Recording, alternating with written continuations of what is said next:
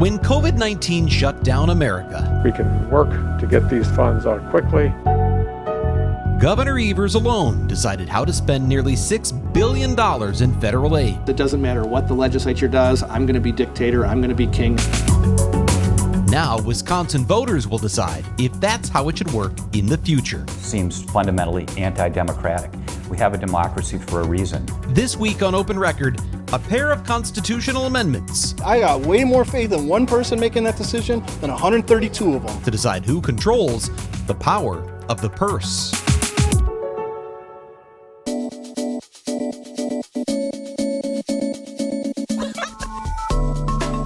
From the FOX6 studios, this is Open Record. I'm Brian Polson, and I'm joined, as always, by Open Record's executive producer, Sarah Smith. Hey, Sarah. Hi. And we are joined by FOX6 political reporter Jason Calvi. My pause is the busiest man in news, Literally. I feel like. This is like your Super Bowl season all fall. Yeah, but it's like we haven't even hit fall yet. Sustained. Yeah. But we're glad to have Jason here. I'm glad to have you back on. How are you doing? How are you much time hanging do in you there? That's have? the question. Yeah, we could definitely use some coffee right about now. That would That's be what helpful. I have right here. Yeah, Oh, I didn't rub it get in. some before we started. so. I'm not sharing. But anyway, maybe afterwards.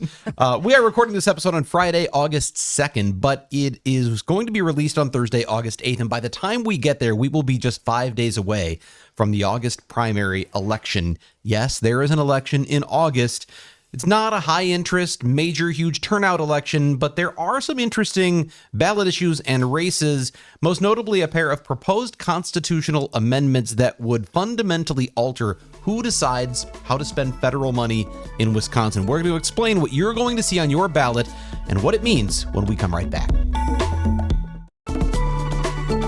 Probably the most significant statewide issue in this August primary election is a pair of referendums that could change the state's constitution. Jason, whenever these referendums are on a ballot and you walk into the ballot box, if you haven't paid any attention and you read them, you go, What? What does Yeah. this mean? Because it's very legalistic language. That's the case here again. The wording is very confusing unless you really understand or you've been following. So help us understand what's on the ballot and what does this really mean? How about we start with what the actual wording is? Sure. Yeah. Let's do that. Okay. Yeah. So there's All right. there's two questions. The first deals with delegation. It says, shall the Constitution provide that the legislature may not delegate its sole power to determine how monies shall be appropriated? Huh? What? Okay. Yeah. Wow. Okay. So- Fast.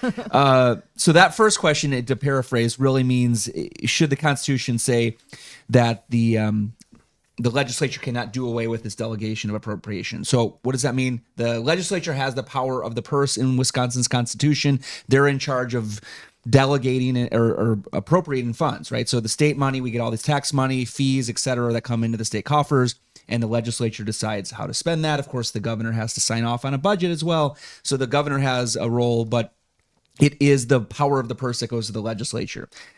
In Wisconsin, though, since the Great Depression, the legislature has delegated or given the governor authority to spend federal funds that come in.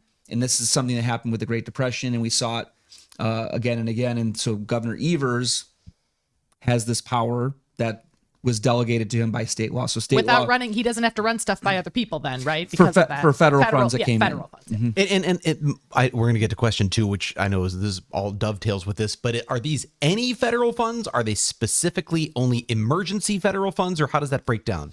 Well, when you look at what's going on here, came from the Great Depression, but then pretty much over the course of time, over the course of a few decades, it became federal funds coming in. The governor can go ahead and use those. So we're not just talking about emergency funding for a tornado, but we're talking about other funds that, of course, he can't just spend them as he wants. There are certain restrictions and exemptions, but he has to, but that money comes to the governor from the federal government and he can use it. So, so what that's does voting no mean or yes? Like, can you just explain what each of those, like, so when you're I wonder if we should go to question two, because then we can kind of deal with it. okay. Let's do that, Yeah, because 'cause I I think guess they if you're kind of, gonna vote, yeah. most likely they come as a group in terms of where you might sit politically, right? That's fair. So question two pretty much asks, should the Constitution be created should the Constitution? I am really exhausted. You need that cup of coffee, my dude. This is all good. This is good. Yeah. Because Jason has been working nonstop Yeah. for, and we have the RNC, the DNC is coming. But all right, let's read question 2 and then we'll discuss. So pretty that. much question 2 on your ballot right now, because early voting has already begun and this election is right around the corner, August 13th. The second question on your ballot is asking you, should the Constitution create a prohibition that the governor a lot of words here, folks, difficult to read. The Constitution, should it be created to prohibit the governor from allocating any federal monies the governor accepts on behalf of the state without the approval of the legislature by joint resolution or as provided by the legislative rule? How is that one different from the first one? This was saying that, the governor, should the Constitution say the governor can't do this without checking in with the legislature? And the first one just said the legislature can't give him that right. Yeah. Is that the right? second question really is asking if the Wisconsin Constitution should ban the governor from spending federal money without approval of the legislature. Okay, so they're both really tied together. Both of these questions actually are getting at the same exact issue. They're just, one is saying, can the legislature no longer delegate its power of the purse to the governor? And the second one says, can the governor be banned from spending federal money without approval of the legislature? So that they're both really two peas in a pod here. To sum it up, these are aimed at taking power back away from the governor and giving it to the legislature. Is that right? Is that a fair way of putting it? The power that the legislature in history has given to the Wisconsin governor. They're saying now we want to have oversight in that. Yeah. Okay. Okay, so now my question. Yeah, there you go. Yes, you can ask your question. So voting yes means that. In other words, if you want to change the Wisconsin Constitution to put in explicitly saying that the legislature should have oversight over federal funding coming to the state, then you should vote yes. If you feel like the status quo, letting the governor allocate funds at his own discretion, should continue, vote no. Vote yes. Give some of that power to the legislature. Again, vote no. Keep it with the governor.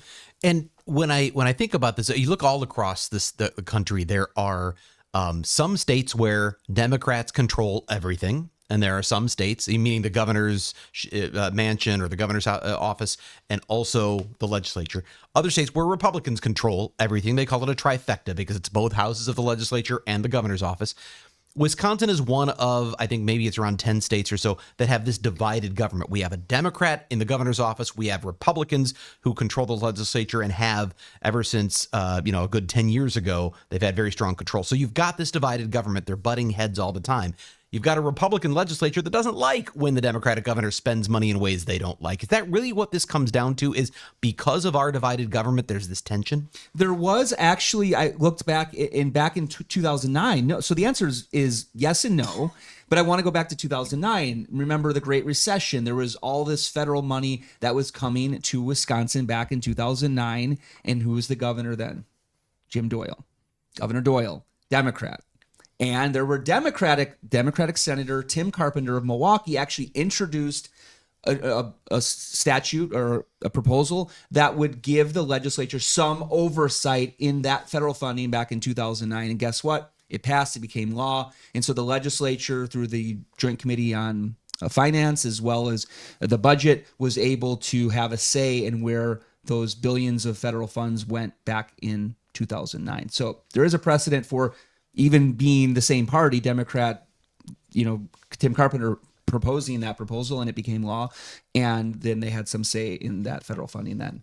Has Governor Evers weighed in on any of these? Yes, so he's definitely against this. He says, and let's just be honest, the legislature, Republican-controlled legislature, has passed bills that tried to have some say in or oversight over the vote. What we didn't talk about was what this new issue is based upon. And that is, federal funding from ARPA, the American Rescue Act money. The COVID-19 pandemic. Yeah. These are pandemic relief funds, and there was obviously a huge dispute over how those were being spent by the governor. Is that right? Yeah. So, we're talking about $5.7 billion came to Wisconsin. Governor Evers was, because of what we just talked about with the precedent, was able to use this money as he wanted. And so some of the things he spent that money on was grants to small businesses, to nursing homes, local, there was special grants for farmers. There was daycare grants that we talked about in various stories, rental assistance programs, emergency health supplies. And he was able to really dole out that money. And let's be honest, I mean, a lot of that happened in 2022 when he was up for re-election. So Republicans were like, this is a campaign slush fund. That's what they accused the governor of having. The governor said, hey, I need to be able to respond quickly to the needs of our state in reaction to the COVID-19 pandemic. And he said to give the legislature oversight in this money would tie things down and slow it out from going out the door. Now, of course, conservatives would say, well, it took you a long time to spend that money, even and in some of it remains unspent. Well, there's debate on that. It's allocated, but right. it's unspent, Okay. and that's where the controversy comes in, right? Yep. So the Badger Institute earlier this year put together a report that suggested there was still $1 billion that had been unspent. The governor was on the radio this week and said, well, to be honest with you, that money's planned for. It's already been parsed out. Maybe, there's grants and you get a reimbursement after you've done a program, for example, is what he was saying. So that $1 billion, he said, that was unspent, quote unquote, he said was really a conservative talking point. He pushed back on that. Although I would, just to push back on his talking point, which is that the money's spent. It's been 4 years. If it was an emergency, then the money wasn't needed right away because it's still sitting there unspent, right? I mean, that would be a talking point, I imagine, from conservatives. Right. And the other question is, this money's been in the bank, right? So it's growing interest. Well, who's going to spend the interest? Where's that money going as well? And that was a question I did email the governor's office, try to get a response. I haven't heard back on that question of how much interest have you made and where's that money going? What I find so interesting about this, we're talking about a constitutional amendment. Those aren't easy to get. They take 2 sessions of the legislature to approve this consecutively, and then a vote of the people. The governor doesn't get a say in this one, and that's why it's happening this way, because the Republican legislature knows that Governor Evers would veto a law if they passed it this way. So instead of a state law, they go for this amendment. But if it gets into the Constitution, right now it's a power struggle between the Wisconsin legislature that's currently controlled by Republicans and the Democrat, Tony Evers, in the governor's office. But this would be in there for generations to come, and there could be shifting parties in control of those offices for decades beyond this. That's right. I mean, that's what the people that are supporting it would mention, is that this isn't, they would, when I interviewed the Badger Institute, they said this is not partisan issue. This is, it's going to apply to Democratic administrations and Republican administrations. It's always a partisan but it's issue. always, but let's be honest, the Democrats right now, Governor Evers and the party are very much against these 2 referendum. And the Republican Party and conservative groups are very much in support of them. So is it partisan? Yeah. I think it's partisan in that, the groups are definitely sparring on whether to vote yes or vote no on this. And a lot of money's going into trying to sway your vote. We've seen ads, we've seen campaign mailers, we've seen all the different campaign techniques being utilized here to try to sway people's votes. So if the Constitution is changed after this election, does that apply to any the unspent or it's still unspent, the pandemic funds, or is it, do you know? Like, is it retroactive in any way? Does this go backwards, or is it just going forward? Is it just, according to the Wisconsin Legislative Reference Bureau, that kind of studies proposals and kind of formulates how they would apply as new state law, said that this would apply to future allocations. And I guess the question really is that $1 billion. I think the governor says he's already planned or, prepared plans for how to spend it. So I think this really would apply to future governmental funds coming in to the state. You mentioned Governor Evers. You heard him on the radio, and I heard him as well. And he said one other thing that I think is interesting here, and that is he said that he thinks the Republican-controlled legislature is trying to, quote, pull a fast one by having this on the ballot in August, because it's a low turnout election. There's not much else on the ballot that's of great interest to most people across the state. And he thinks then the people who will go to vote will be people who are motivated to support the thing they're doing. Is this strategic to be on the August ballot? Did Republicans target the August ballot because they knew there wouldn't be a lot of people voting? Well, that's a question to ask the Republicans. I think that when you look at August, it's a primary for the state legislature. It's a partisan primary, meaning that we're looking at. So in 2022, we had this partisan primary in August. We had quite a lot of interest because we had a Republican primary. We also had a Republican primary for governor and a Senate U.S. Senate primary for U.S. Senate on the Democratic side. And so, you had nearly 700,000 Republicans voted in that, 500,000 Democrats voted in that Senate primary. This time around, there's no governor's race. There's no U.S. Senate primary here. So we've got pretty much local assembly and Senate races. If you have a competitive primary, which not everybody does in the state, some of you do, August 13th. But it's a low turnout election. But this has been something that has, as you mentioned, it takes 2 consecutive sessions of the legislature to approve these constitutional amendments. So it's been on the books. So the first time it passed the legislature was 2022. The second time was 2024. So it has been 2 years of discussion about it. And now it's for the people to decide. And guess what? There's lots of money. I mean, more than $1 million being spent to try to, and more than that actually, trying to sway people's votes. So there's a lot of attention in your mailbox, on your internet pages, on campaign ads on television as well. So people are now getting a chance to hear about it, and if they want, they can vote in August. So we one of the things that you're going to see if you do go to the ballot box, and if you haven't already voted, is that there are some new names that might be on the ballots because of redistricting. You are most likely to see someone maybe you've never heard of before. We're going to talk more about that shuffling of the deck when we come right back. So redistricting is changing the game of politics in Wisconsin. Republicans have dominated both chambers in the state legislature since the last redistricting in 2011. Democrats said those maps were gerrymandered to heavily favor the GOP. There are new maps that are going to make the state, they say, more competitive. Again, Jason, is this August primary really our first chance to kind of see that really happening in action? For most of us, there was a special election in Milwaukee that used these new legislative maps. But for the rest of us, the first time we're going to see these new districts are going to be this primary, August 13th, for Assembly and Senate of the state legislature. The part of it is, so now if you go into the ballot box and you have your ballot in front of you, you may notice this time that there are new names on there. So what's some of the big ones? We talked about Dan Knodel. Now he's moved districts from 8 to 20. So what does that mean for him? Well, so he is a Wisconsin senator. His district, so they're under these new maps, you have more Republicans paired with incumbents, meaning you have Republican incumbents paired with each other. And what does that mean? It means that you have 2 incumbents now in the same district. They have to decide, okay, am I going to run against my colleague on the Republican side in this primary, or am I going to step aside? So we saw a number of candidates decide they weren't going to seek re-election.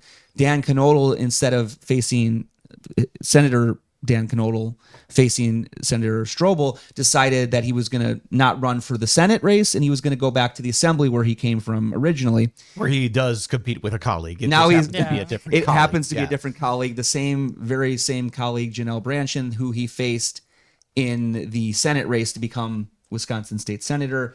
Is facing the same primary challenger going on August 13th primary. So ballot. in some ways he might be going, all right, so I got matched up against Dewey Strobl. He's a powerhouse in that district. I'm probably not going to beat him, or maybe I don't want to beat him, but I'm going to go back to the Assembly now and I'm going to go up against somebody I just beat for Senate.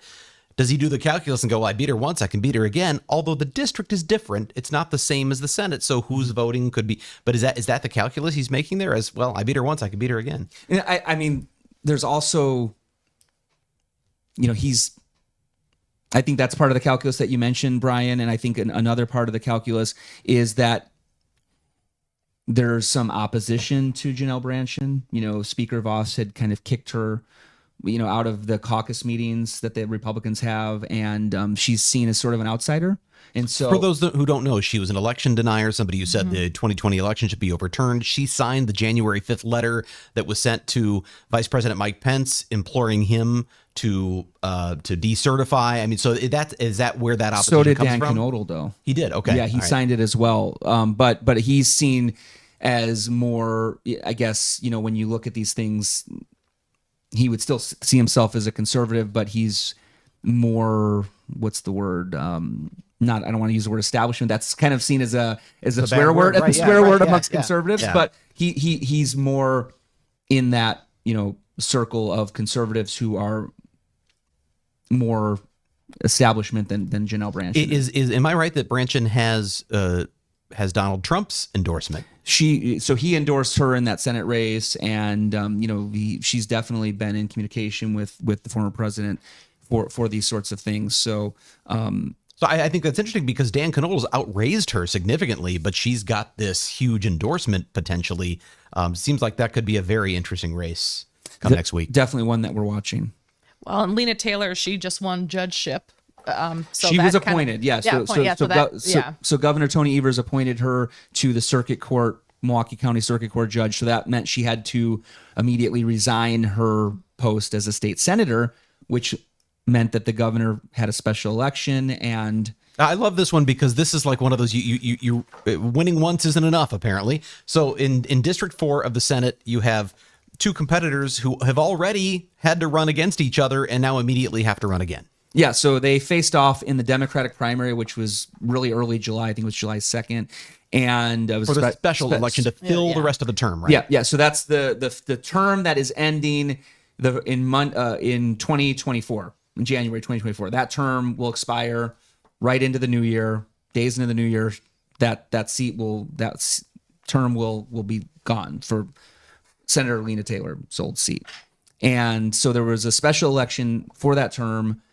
Dora Drake won. So these are two Milwaukee Assembly members who competed in the Democratic primary July 2nd, and Dora Drake won against Lakeisha Myers. And now they're going to be on your ballot again. It's going to be deja vu for people that are in that district in Milwaukee, because once again, they're going to have a primary August 13th.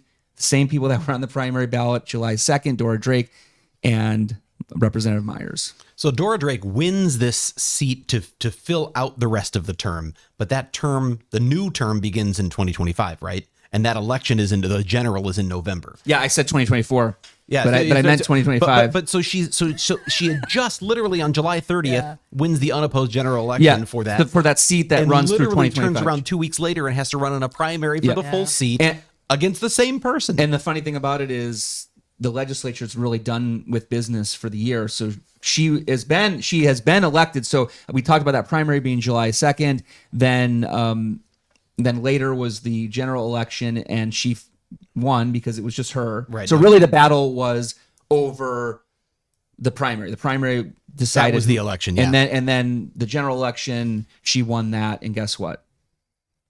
She'll be sworn in as state senator, but she won't be able to really.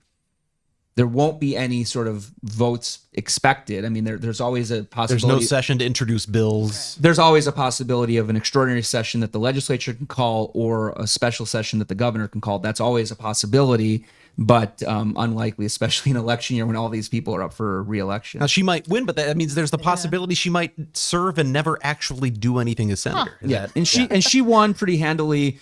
She won by double what Myers got in that primary, but we'll see what happens again when they're both on the ballot in just a few days. Well, and we talked about some of the amendment stuff and the Constitution stuff that you'll see on the ballot, and then obviously some of the bigger races. Is there anything else that people will see on the ballot that would be different or bigger? Just the referendum for the statewide constitution, whether the constitution should be changed. Then you've got if you have a competitive primary, not everybody will for assembly. If your state senator happens to be up for re-election, if there's a primary for that this year, all the assembly seats are up for election in November, but it doesn't necessarily mean there's going to be a competitive primary. And then the other thing that's on the ballot is a few local spending referendum, and that is everything that'll be on your ballot. And you could look at your ballot before you go. Every municipality, you can see it. I just went yesterday and looked at mine online, so that when you go there, you're not asking more questions or. Well, that's a great point too, because if you look at something and you go, well, I don't know what that is. Google exists. Yes, you can really learn a lot about who are these people or what is this issue. I know you just said, Jason, there's a lot of EMS referendums. So that's, I imagine, to whether it's add personnel or add, build a fire station or whatever it might be. There's a number of those. If you're not following that in your community, you see it on your ballot. Hey, I want to know more. Why do they need these people? Or even when it comes to like school board members, then you're like, I don't know. I think it's important, but I don't know who these four people are. I mean, to your point, Google. they all have pages or a website or something. So just be educated so that when you go in there, you're not just ticking boxes. So we are obviously just a few days away from that, but this has been a busy election season already. And I know, Jason, I can see the exhaustion in you because you've been doing so much, but I want to talk about this. We're gonna take a break. We just wrapped up the RNC. The DNC is later this month. We're less than 3 months from the November election. Jason's hair is on fire. He just passed out. We're going to take a look back at your experience here at the RNC in Milwaukee and look ahead to Chicago and the rest of the season when we come right back. So it's been a couple of weeks since the RNC here in Milwaukee, one of the biggest conventions ever in this city. By most accounts I've heard, and I think all accounts, it was a successful hosting of a convention. And Jason, you were there day and night. I think you might have slept there. I don't know if you had like a bed upstairs or something, but you were there all the time. Have you recovered yet from the work of that week?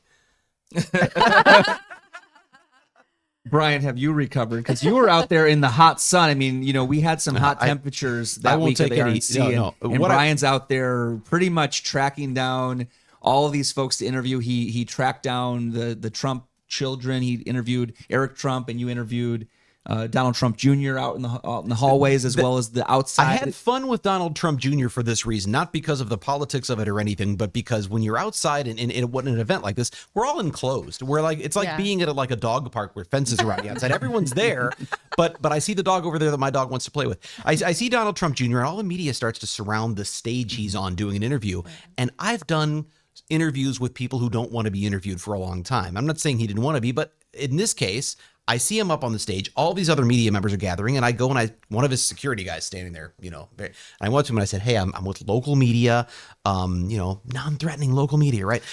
We'd like to talk to Donald Trump Jr. after this. Can we get a quick word?" And he goes, "We're heading right after this. We got something with Reuters. Got to get right there." And I said, "Okay, which way are you walking?" And he goes, "That way." And I said, "Thank you."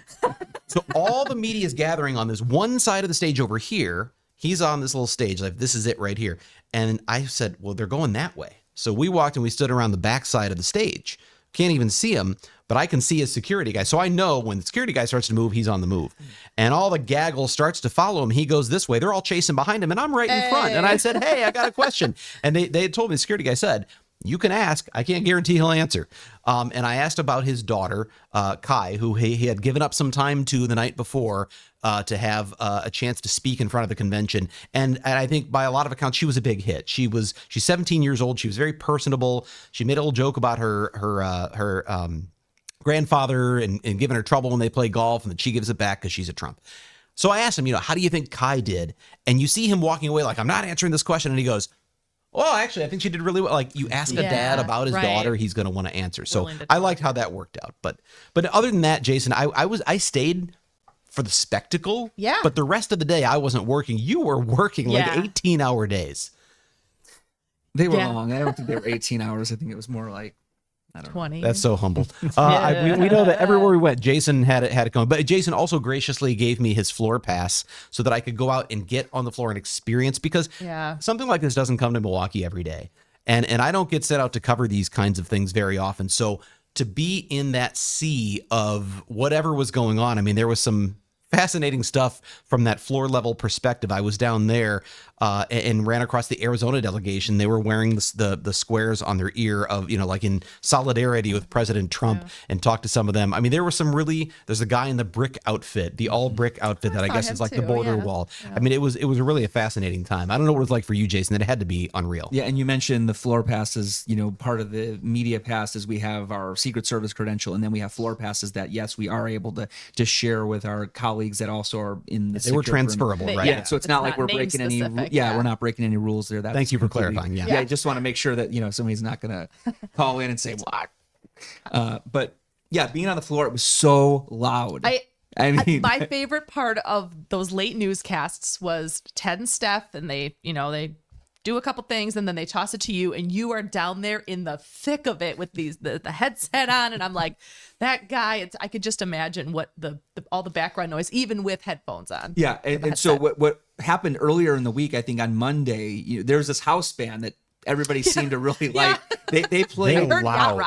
they played everything from country to classic rock to modern rock to, I mean, blues. I mean, they did all this kind of music, and they sound pretty authentic with their covers of all these old and new music. But they were really loud. And so the first night, you know, I'm trying to do my reports from the floor with just a regular earpiece. And it was really difficult to hear what the anchors were asking me. So then the next night, we got these more enclosed, Headphones, enclosed headphones. the- and the, We did a lot of this. The Like Fiserv sound system was very good, I'll say. And in many ways, Fiserv, it was a great place to host that. I remember the last night, it was funny because I was up in the suite that we have there where Ted and Steph do their stuff. And it was President Trump, the night of President Trump's, former President Trump's acceptance speech. And so we're, as the crescendo is building toward his speech, we see on the list of speakers that Hulk Hogan is coming up next. And then the house band comes on and plays a song. And everybody thinks, well, Hulk Hogan will be next. And then the house band plays another song. And everybody's like, well, I wonder what's going on with that. That's too, they don't do that. And then people are dancing and looking around a little bit. And then, all right, here comes No, the house band plays a third song. And I started tweeting going, where's Hulk Hogan? Did something happen to him? And it wasn't that. It was they were waiting for the entire Trump family to get together and to come out and to sit and listen to Hulk and whoever else was after him before Donald Trump gave his speech. But it was so interesting because there was all of a sudden there were like conspiracy theories. So why is the house band playing 3 songs in a row? where is Hulk? Maybe I was starting the conspiracy theories, but I was wondering what was going on. And then to have professional wrestler Hulk Hogan out there, it was a memorable, I'll say that, experience for sure. It was definitely memorable. I mean, I grew up watching Hulk Hogan as a Yes. kid, and I remember the whole routine. The air cup. With the crowd, he'd go to this side and they'd cheer over there. Then he'd go check with that crowd over there, and he did that. And then he did the whole, did all the flexing of the muscles, and then. And then he also did the whole shirt rip. And that I was asked ahead of time, do you expect that he might rip off an article of clothing? And I said, no, I don't think you can rip a suit. Well, he could probably rip a suit, but he definitely ripped off his. Yeah, the T-shirt ready, and there's a starter hole. I mean, this isn't Hulk Hogan of the 1980s. Okay, but give us credit. But you know what? He always had those starter holes That's in the a back. good point. That's a good point. But not like I'm saying Hulk Hogan didn't have real muscles. Okay, so let's be clear about that because That's right, Hulk. any He's of those dead. pro wrestlers. So that was the RNC. Now here we are a couple of weeks later, and the DNC is coming up. You are going to cover that in Chicago. What do you expect out of that? What are you looking forward to there? And will there still be any surprises? We haven't heard. By the time this is released, we may well know who the running mate is for Kamala Harris. But what are you expecting out of the DNC? Well, we know they're doing a roll call vote, and that will actually, by the time this segment runs, that roll call vote will be over. So the Democrats are virtually doing the roll call vote to officially nominate Kamala Harris as the Democratic nominee for president. So that's all happening. That's already happened. That's done. Okay, so she's going to be the nominee. It's already going to be in the books, and so and we already know ahead of time when we're recording this. We said they're doing that before the convention. Yeah, that was always the plan. It was gonna be virtual because there was a worry about Ohio. Okay. And getting on the ballot in Ohio, they had to formally have their nominee in place before the convention in Chicago. So. Now, Ohio has worked on that but anyway, it's still. So the delegates who go to Chicago literally aren't there to vote for, which is the whole point. even the official. That's really supposed to be the point, right? Yeah. Right. Yeah. So they're doing it virtually, and that's all done. And the whole question really is, at the convention, though, are there still going to be some folks that are upset?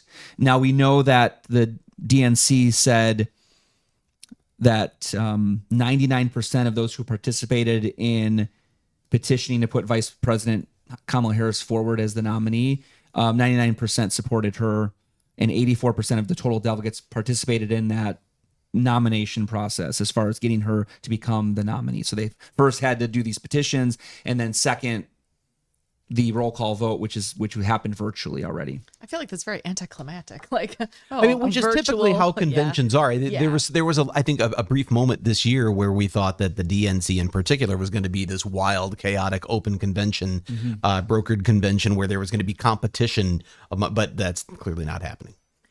We'll see. I mean, there's still a possibility that there could be some of those delegates that are upset that 16 million Democratic primary voters voted in the primaries this year. Kamala Harris was not on any of those ballots. So there could be a question from some Democrats about, what happened. The people that were on the ballot are not the nominee, but, President Biden decided to drop out of this race. So you have that. The rest of the season, 3 months ahead, how are you feeling about that? Well, there's going to be a lot of attention on Wisconsin. We've seen that already. We know that Vice President Kamala Harris and her running mate coming to Wisconsin. They're coming, yeah. By the time this airs, she'll have been here. Yeah. So do you get word of these visits? 'Cause we know they keep coming to Wisconsin because we're in play. Yeah. But do you get these and go, oh no, that's going to be a long day? Do you kind of get that a little bit? Well, or do you get excited because No, you're in the middle of history? Yeah, Democrats, Republicans coming to town, it's definitely always exciting to cover, from a neutral political reporter perspective. Very exciting, and it was exciting to cover a convention. It'll be exciting to cover the Democratic convention, just like it was the Republican convention. We'll see if the DNC House band is as good as the Republican House band. But watching history, right? We saw the former president who had that assassination attempt. Days later, he was on the floor of that convention as a surprise. And he was there every single night, which was also a surprise. Yeah. Usually there's a big reveal later in the week for a convention where he comes out, maybe when his vice presidential nominee's getting nominated or something like that. But he was there every night for some of the talks. So that was what we saw at the RNC. We'll see what happens at the DNC as everybody kind of celebrates the Democrats celebrate in Chicago. This is gonna sound like womp. Do conventions matter? If we're doing the virtual roll call, if we're doing stuff and everyone still gets together for the big to do, does it matter in the end? Well, Brian, you've done the research on that, right? Well, the thing is that if you look at polls, which is really what matters, who votes, right? It's hard to tie a direct connection to conventions making that big of a difference.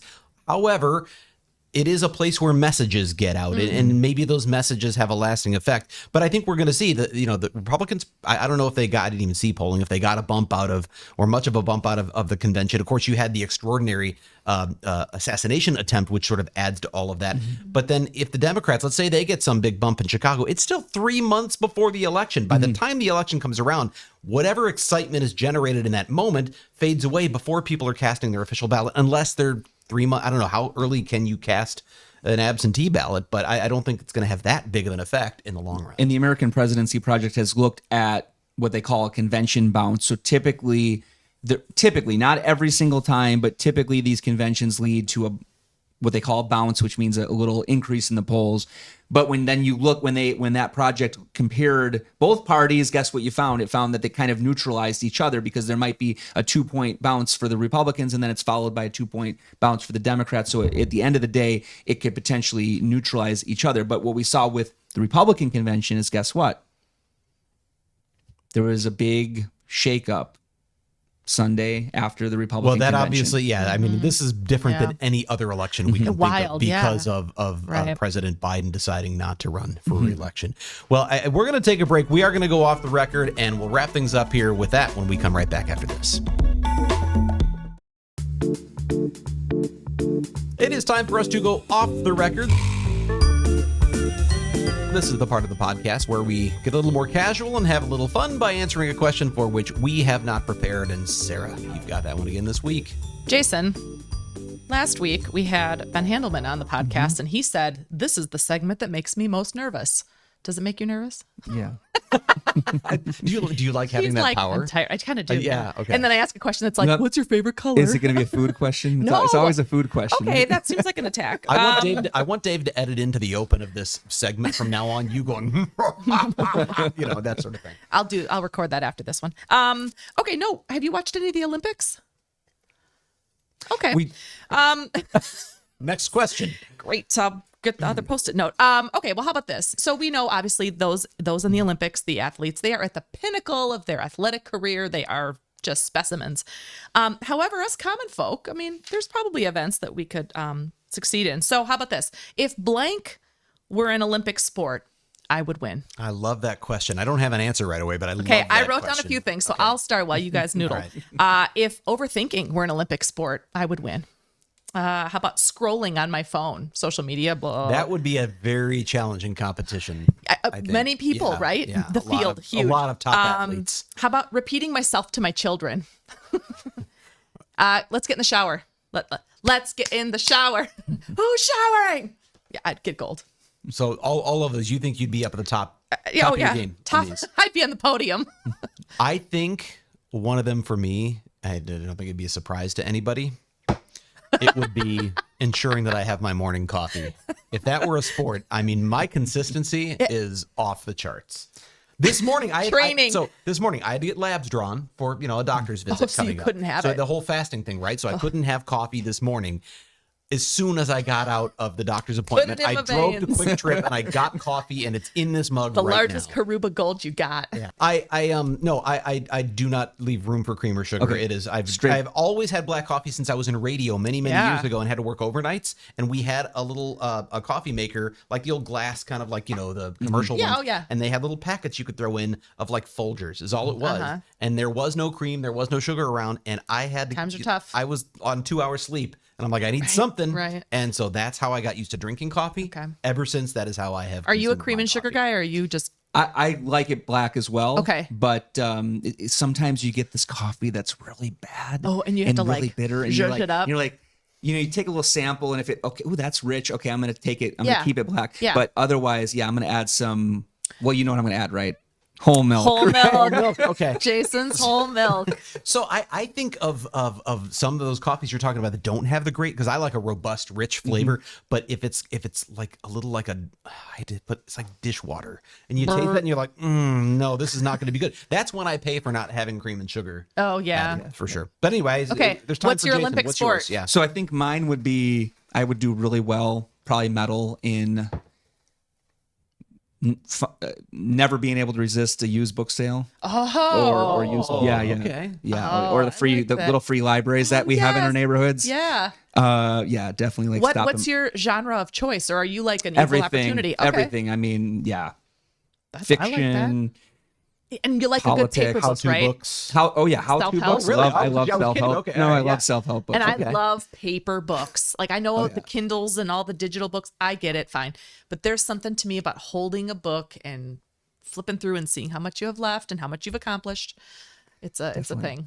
The other You thing bring with it with you. With a Kindle, Yeah, you can't stick a bookmark in there. Is there some, do you like having the book, or do you just dog ear the pages? Oh no, you don't ever dog ear the pages. How much time is left at the? No, you don't. I like even my kids now will get books at the library, and Well, my that's son will because be. that's going to somebody else. I'm still talking a book you Oh own. no. You don't somebody ever else's dog book, you ear. should That's never- like that's of like course not. vandalizing Yeah, it. right, So right. I own about 12 bookmarks for whatever reason. You just keep accumulating them. Yeah, you always bookmark. But you're right. There's something about sliding that bookmark in. Yeah, but if it's my own book and I don't have a bookmark around, I will dog ear the pages, because how else do I know where I was? Get a bookmark. Well, I know, Use a it's not hard Post-it, to a piece find of one. paper, a paper clip. I can find you 1,200 Slide in an things. unused Band-Aid in the package, Literally. and that's your Yes, bookmark kind whatever. of thing. A shopping list. What are you reading right now, Jason? What's your most recent? Well, my wife always laughs at me because she's part of a book club. And so I always like to read what she's reading for the book club.